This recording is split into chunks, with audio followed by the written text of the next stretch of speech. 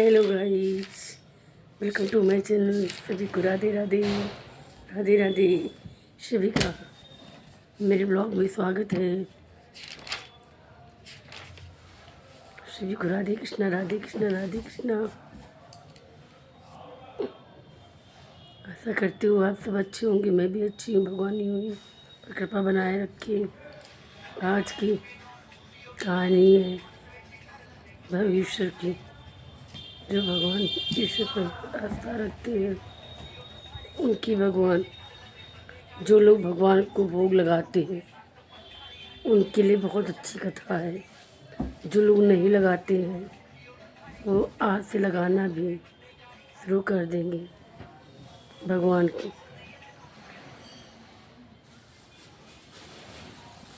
एक दिन एक सेठ अपनी दुकान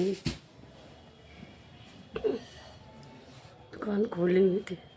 मन के अंदर इस जिज्ञासा होनी चाहिए, आस्था होनी चाहिए, विश्वास होना चाहिए। जो लोग भगवान का भोग लगाते हैं अथवा जो भगवान में विश्वास करते हैं, भगवान उनकी कहीं ना कहीं प्रार्थना जरूर सुनते हैं। लेकिन मन से भी लगना चाहिए कि ईश्वर है मेरे साथ। ऐसे एक सेठ दुकान खोले हुए थे। बोले वो सेठ दिल का अच्छा था लेकिन किसी को कुछ उधार नहीं देता था। एक दिन वह सेठ दुकान खोले हुए बैठा था और बोला अपने बेटे से कि बेटा, मैं कुछ काम से जा रहा हूँ, आप दुकान पर तो बैठे हैं, तो कोई भी आए ग्राहक बिना पैसा लिए किसी को कुछ देना मत, उधार तो बिल्कुल मत देना। बेटे ने कहा है ठीक ठीक पिताजी।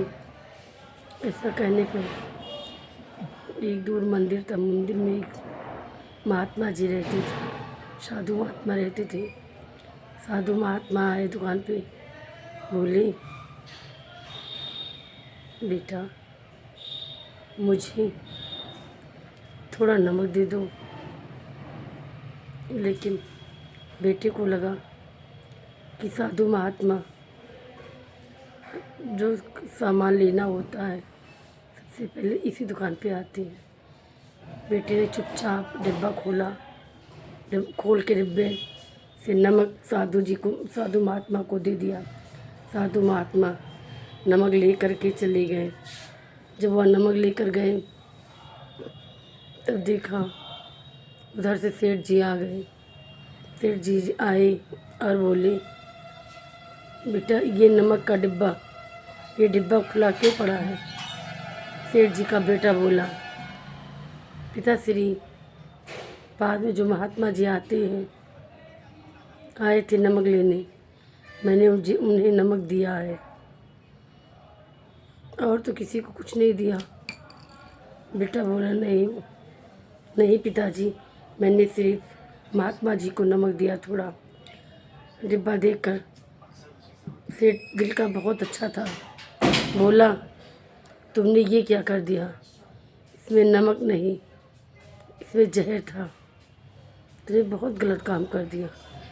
और कहा पिताजी, मुझे नहीं पता था, मुझे सफ़ेद दिखा। मैं सफ़ेद समझकर, नमक समझकर मैंने महात्मा जी को दे दिया।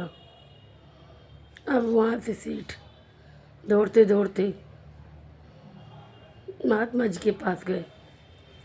तो महात्मा जी भगवान का भोग प्रसादी बना चुके थे और भगवान का भोग भी लगाया। सेठ जी महात्मा जी के पास गए, हाथ जोड़कर बोले महात्मा जी, आप भोग मत लगाइएगा, इस भोजन में जहर है। महात्मा जी मुस्कुराए और बोले इसमें जहर है, कोई बात नहीं। सेठ घबराते हुए बोले महात्मा जी, मेरे बेटे को कुछ नहीं पता था, नमक के बदले वो भूल गया और उसमें जहर था, आपको जहर दे दिया। महात्मा जी मुस्कुराए और बोले, अरे तो मैं ज़रूर खाऊंगा। जहर मेरे प्रभु जो खा चुके, जो मेरे प्रभु खा सकते हैं वही मैं खाता हूँ। और प्रभु का भोग लगाया और प्रेम से भोग पाने लगे। जो भगवान का भोग लगता हो वो प्रसाद ही बन जाता है। प्रसाद भगवान के भोग लगाने के बाद वो महाप्रसाद होता है। उसे जो लोग खाते हैं धन्य हो जाते हैं। ऐसा कहने पर महात्मा जी ने प्रेम से भोग लगाया और भोग लगाते समय प्रेम से भोग लगाया महात्मा जी ने और प्रसाद ग्रहण किया। अब राजा, अब सेठ हो घबरा गया और याचना करने लगा, ऐसा मत कीजिए। साधु जी ने कहा, साधु महात्मा बोले कि जब मेरे प्रभु खा सकते हैं तो मैं खा सकता हूँ। फिर भी वो सेठ घबराया हुआ, दिल का बहुत अच्छा था, दिल का बहुत साफ था। सेठ बैठ गया, सोचा महात्मा जी ने खाया है, कुछ भी हुआ तो मैं इनको ले जा कर के डॉक्टर को दिखा सकता हूँ, डॉक्टर को दिखा सकता हूँ। ऐसा कहते हुए वो बैठ गए। साधु महात्मा ने मुस्कुराते हुए प्रसाद खाया और अपना कार्य करने लगे। हर कार्य किया, शाम हुई, भगवान की भक्ति की पूजा किया। उसके बाद साधु महात्मा अपन सो गए। जब साधु महात्मा रात होने हो गई, जब रात में साधु महात्मा जी सो गए तब भी सेठ बैठा रहा। सेठ ने कहा जब घबराएंगे तो मैं डॉक्टर के पास ज़रूर लेके जाऊंगा, क्योंकि महात्मा जी डर नहीं रहे। महात्मा जी को पूर्ण विश्वास था, जो मेरे प्रभु खा सकते हो। कुछ प्रसाद, जो जहर था वो भी प्रसाद बन गया और अपने प्रभु के भजन में लीन हो गए। सुबह हुआ, सेठ जी बैठे रहे रात भर, वही बैठे बैठे सो गए।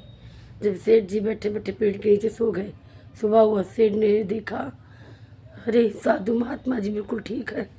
तब जाके सेठ जी बहुत खुश हुए। सेठ जी खुश हुए। सुबह हुआ, मंदिर खोला गया। जब पुजारी ने मंदिर खोला, मंदिर खोलते ही भगवान की मूर्ति देखी। भगवान की मूर्ति बिल्कुल काली पड़ गई। भगवान की मूर्ति बिल्कुल काली पड़ गई। जब भगवान की मूर्ति खाली पड़ गई